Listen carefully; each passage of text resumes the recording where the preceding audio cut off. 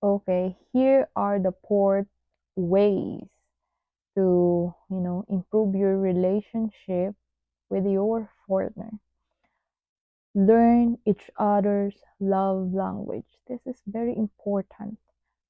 Speak in the way your partner understands words, acts, gifts, touch, or time.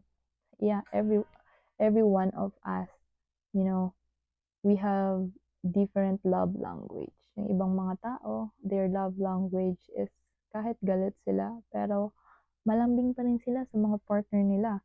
Kasi that's their, you know, love language.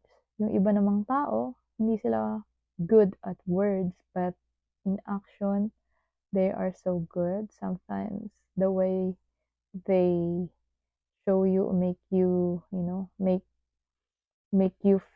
feel love is to give you some gifts, to give you something, things, or just spend time with you. Just don't demand on things or stuff that is, you know, that is not that's important. Kasi may mga taong you don't know what happened to their day. So, dahil hindi natin alam kung ano yung nangyari sa araw nila, hindi natin masasabi kung ano yung kaya nilang ibigay or ipakita sa atin. Minsan, bad mood sila kasi hindi okay pala yung naging trabaho nila sa araw na yon. So, bilang partner, huwag tayong mag-demand na dapat, everyday, ganito yung ibibigay sa atin, materials, ganito yung ipapakita sa atin, ganito tayo itatrato. Hindi lahat ng relationship ay okay araw-araw, okay? Hindi ko sinasabing ang relationship ay araw-araw okay, basta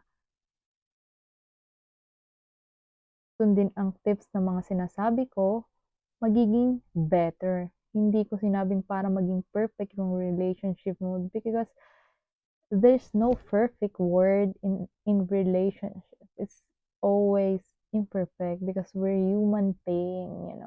We have attitude, we have imperfection in our life. But if you are very open mindset, understanding, willing to listen with your partner, you can improve your relationship with your partner no matter what you do, no matter how you feel, you know, as long as you follow this step, your relationship will improve. I didn't say you have to be stupid about yourself, okay? Because I always said be honest with your feelings and with your thoughts. I didn't say na magpakatanga kayo sa mga partner nyo. Okay? Lahat yun may limitation din. So, depende yun sa mga partner na, at depende pa rin yun sa mga partner na pinili natin. I guess that's the reason why there's knowing each other's status in a relationship is to know better your partner, to choose better partner. Because once you choose them, once you marry them, you can just let go whenever you want because you choose them. So you choose wisely. Make sure all those consequences of their bad side, of their life or their past, you all can accept them. Alright? Hindi dapat laging yung okay side lang ng mga partner natin yung tatanggapin natin, kundi yung bad side din nila. So we have to know that. So we know if we can handle them or not. Because we are the one who gonna choose our partner, no one does. You can't blame anybody else or anyone about your partner because you yourself are the one you choose your partner. Nobody does. So make sure once you choose your partner, you are connected to them. Okay? Make sure you are connected. Being connected is you can feel him even you're far away. You can understand. You can, feel their warmth. You can trust them.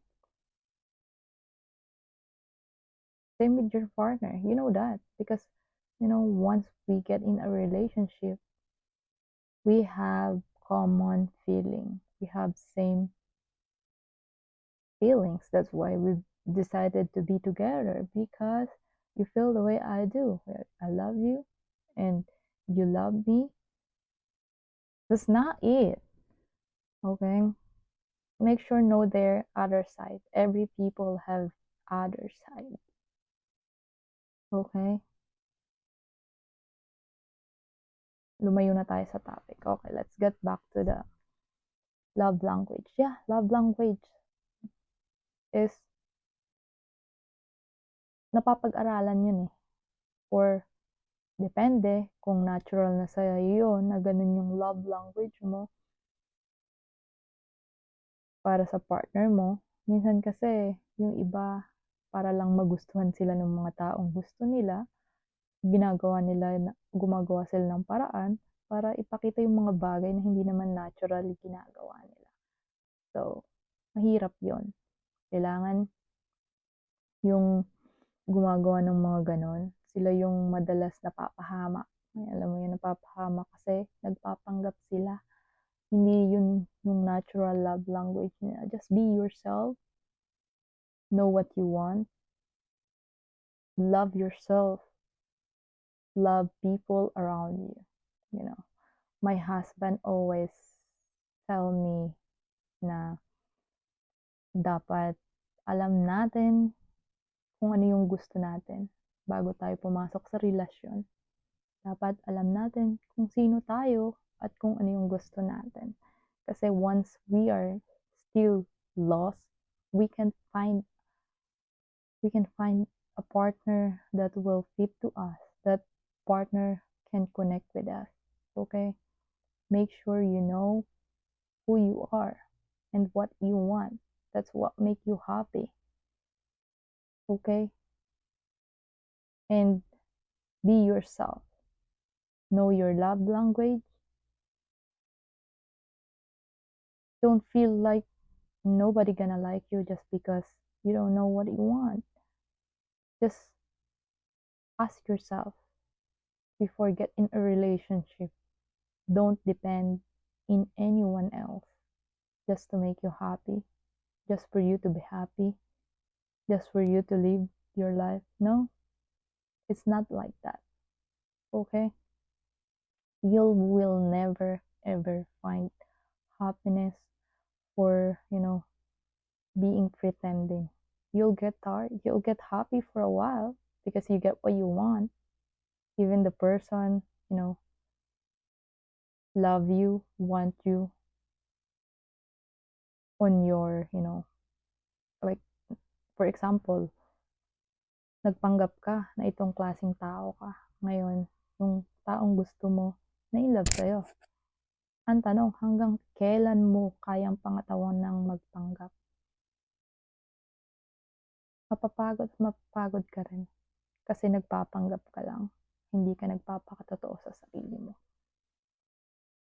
Kaya, para mapakita mo at maparamdam mo kung ano yung may mga tao naman napapag-aralan yan eh, yung love language. Observe the person. Okay? Know if that's what you really want to make them happy, their love language. For example, some people like material things. And then some people love to give. That's their love language. Okay? Some people like action, love, or time. Just spend time is enough. That's other people love language. Don't demand about anything else. Okay? Don't demand. Understand yourself and be natural. Don't overdo it. Or else nobody gonna love you the way who you want to be loved. Alright, let's go for part 5.